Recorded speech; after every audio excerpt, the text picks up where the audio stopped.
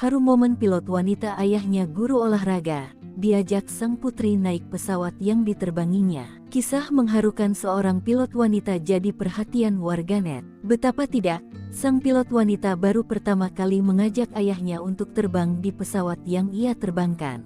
Yang membuat haru adalah, sang ayah hanya seorang guru olahraga. Momen tersebut dibagikan di akun Instagram sang pilot. Kala itu nampak seorang pilot wanita menyalami dan mencium pipi seorang bapak tua. Dari caption yang ditulis, diketahui bapak tersebut adalah ayahnya.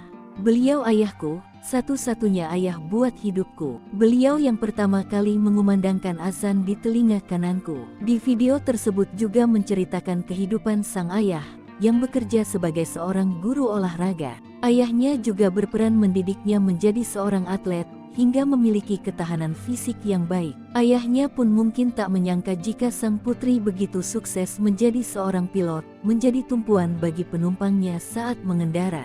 Ayah cuma bisa memberikan ilmu dan doa untuk Ayu agar bisa berdiri sendiri dan tidak bergantung pada orang lain, sekaligus itu kami orang tuamu. Kamu hanya titipan Allah yang harus dijaga dan dididik dengan segala sesuatu yang halal biar berkah, tulisnya. Momen di video tersebut menjadi pertama kalinya sang ayah menaiki pesawat yang diterbangkan sang putri. Video tersebut menuai beragam komentar haru dari warganet.